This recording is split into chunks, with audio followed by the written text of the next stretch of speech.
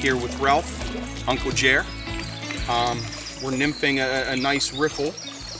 Nice riffle here. Beautiful water, a little bigger than upstream. It widens out. You got a lot of riffles and runs and fewer deep pulls. And it's exceptional Euro nymphing water. Standing in this riffle, and one thing I'd like to point out is how to read this specific piece of water.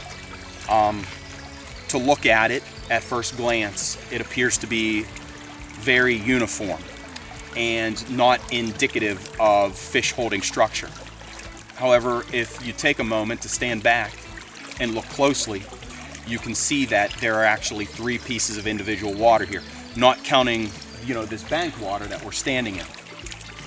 But if you look immediately below my rod tip, you can see that there is a light colored bottom. What that means is the current has slowed down there and the sand has piled up,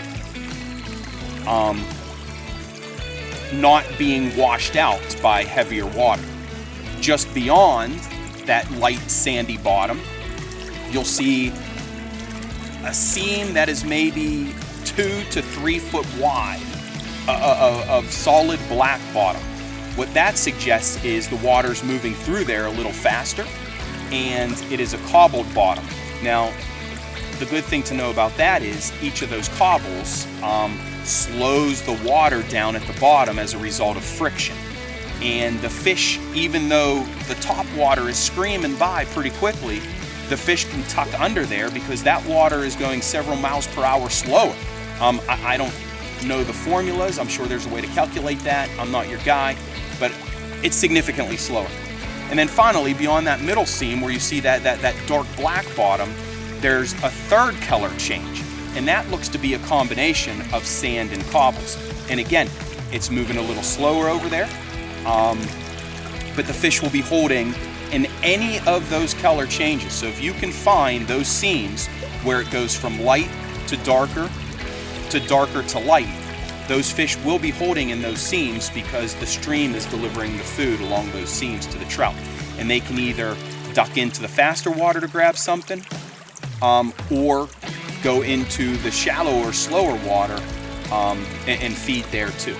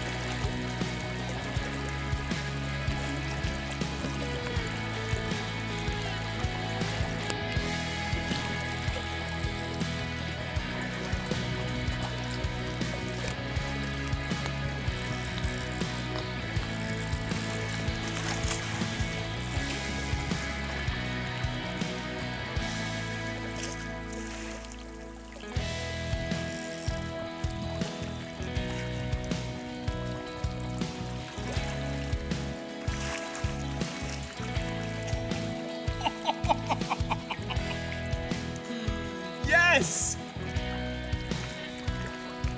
Woo!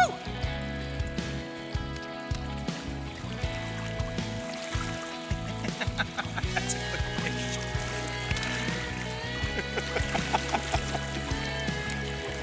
He is not hooked.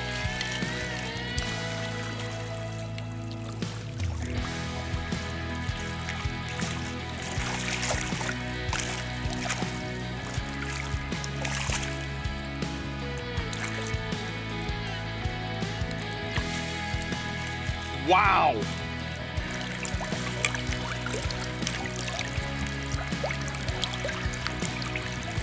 You see him, Uncle Jer? Yeah. It's a monster.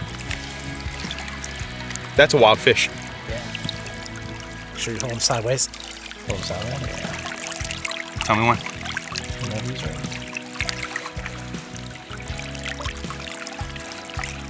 gonna get this in. Yeah, you got the post nice trout shakes, do you?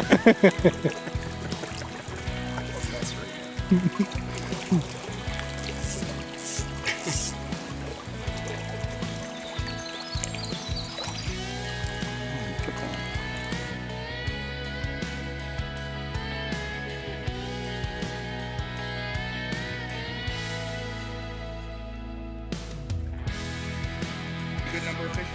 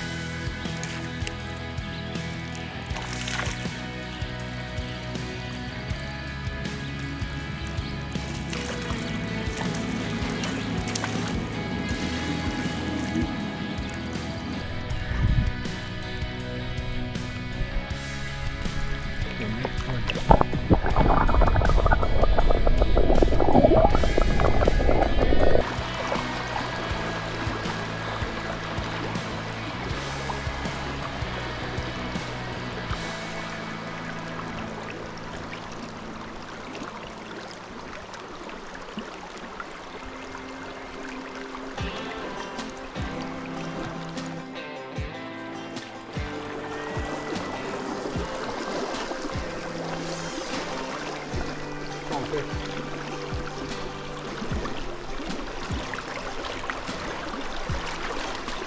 Strong fish. That's a rainbow. That's my first rainbow of the day.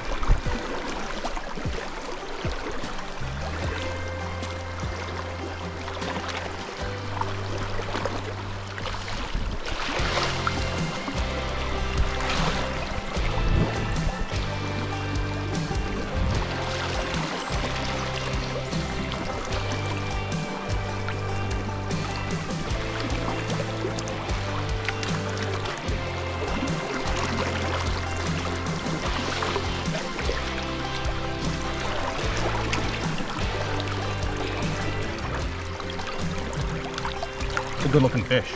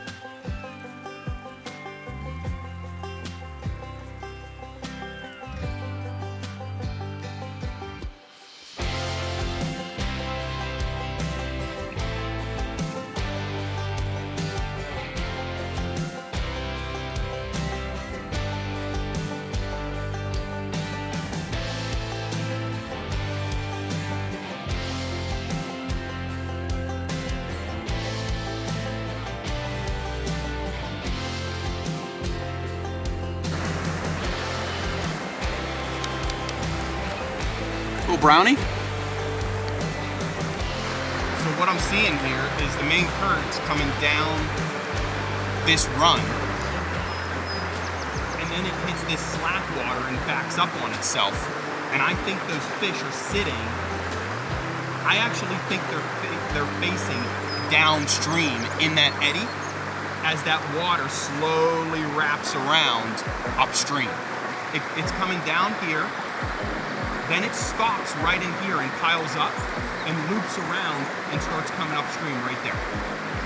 And I think those fish are actually facing that way because I'm getting them all in the very top jaw, point of the top jaw.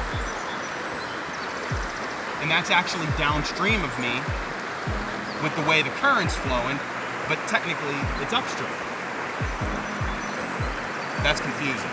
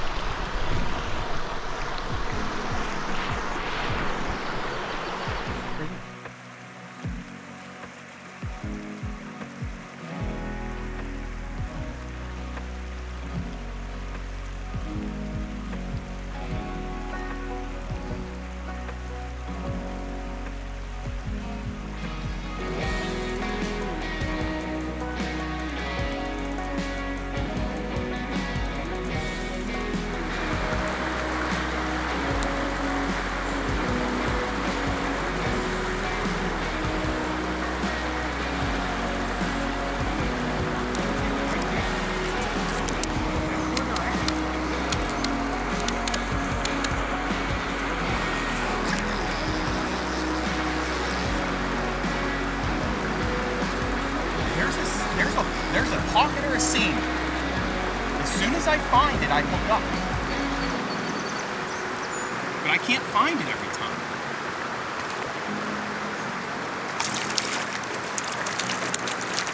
And there's a bunch of 10-inch browns in it.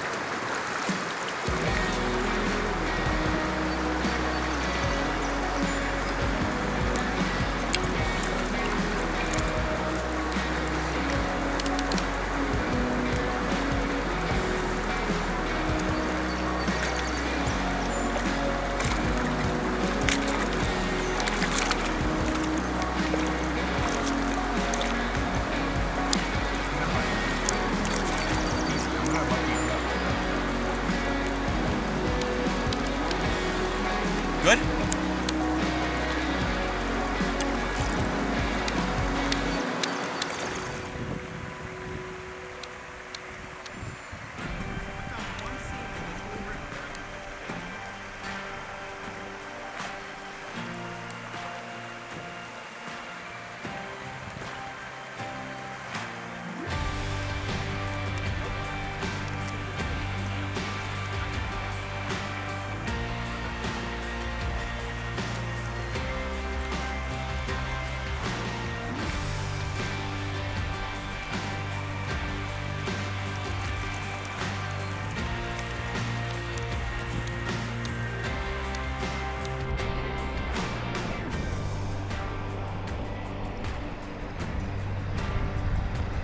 Or at least one that's been in here a while.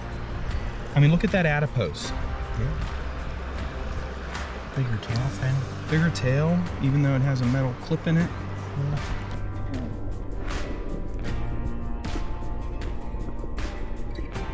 The way I approached this is I started towards the bottom and worked the near seam up through to where you can see the standing waves at the top of at the bottom of the riffle and the top of the run meeting there. I did not fish the fast water in the center of the stream. I kind of just worked that seam right where the fast water met the slack water. And I found a pot of trout sitting in a small eddy. Probably can't see it on the video. Actually, you can't even see it with the naked eye. The only reason I knew it was there is because of the way I was fishing my flies. But what happened was, my flies would drift down from upstream into that eddy. And where I thought my drift was over, I actually fished it out and found that my flies circled around slowly and started working their way back upstream. I knew then at that point that there was an eddy there. And that's where I was picking up those fish because I think there were several of them stacked in there. Challenging spot, very challenging spot. When you're working a piece of water, when you find a fish, make sure you work it over again because fish do tend to congregate where this water would be bringing the food to them like a conveyor belt. And then I'm sure any of the bugs drifting down that main current swung back into that eddy and delivered it straight to the fish. And that's where I was able to find them.